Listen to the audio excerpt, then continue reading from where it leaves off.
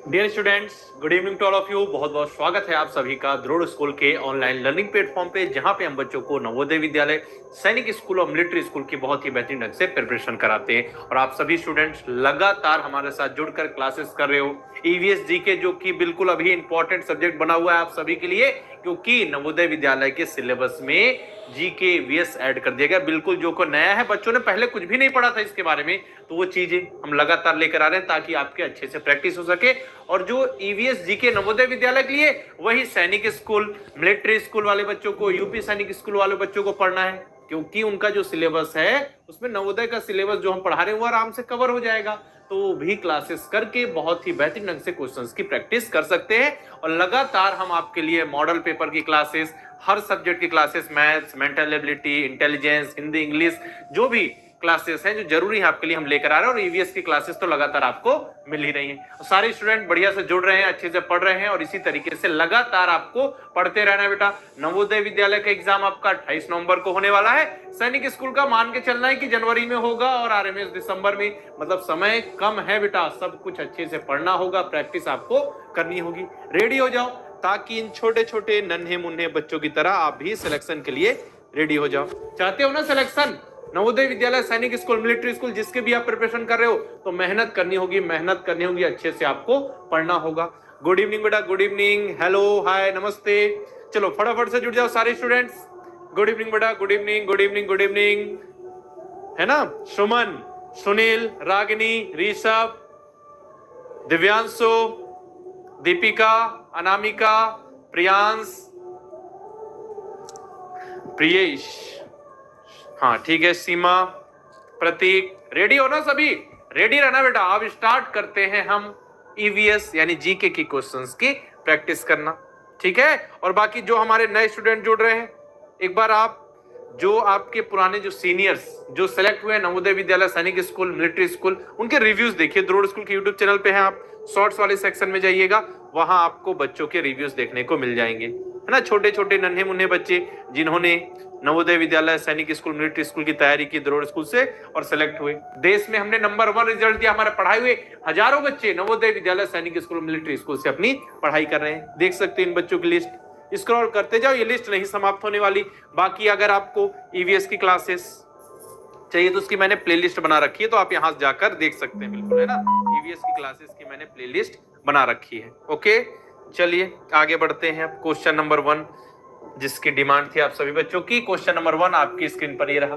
Which safety device should a person wear while riding a two wheeler? मतलब दो पहिया वाहन, जैसे कि मोटरसाइकिल हो गई बेटा, स्कूटी है, स्कूटर चलाते समय व्यक्ति को कौन सा सुरक्षा उपकरण पहनना चाहिए? जल्दी बताइए।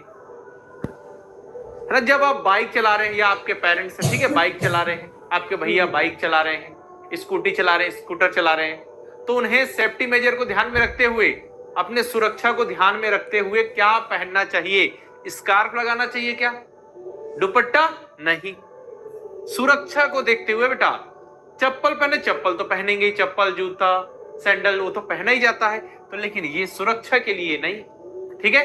हेलमेट बेटा, क्या पहनना चाहिए? हेलमेट। हेलमेट क्यों पहनना चाहिए? उससे क्या होगा?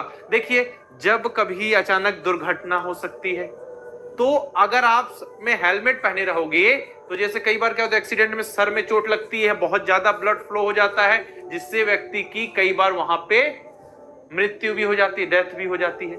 इसलिए सर में ज्यादा गंभीर चोट ना आए, सर का बचाव हो सके, है ना? इसलिए आप सभी जब टू व्हीलर चलाते हो तो उस समय आपको हेलमेट पहनने की सलाह दी जाती है।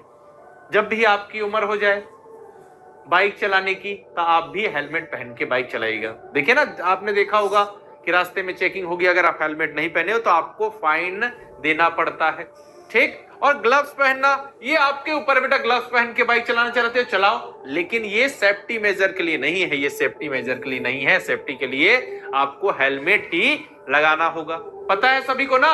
और अगर हेलमेट नहीं पहना बेटा तो फाइन देना होगा आपको, ठीक? आगे बढ़े। देखो, आपकी तरह ही जब आप बड़े हो जाओगे तो इस तरह के से स्कूटी और बाइक चलाओगे ना।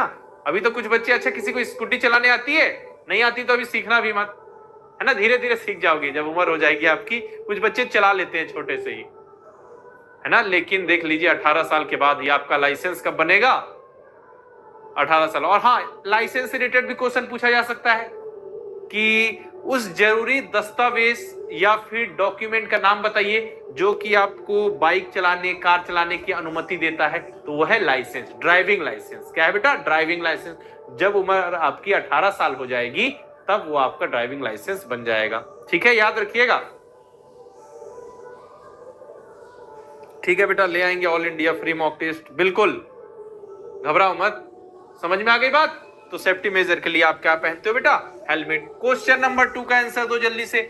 विच pigment help leaves absorb sunlight.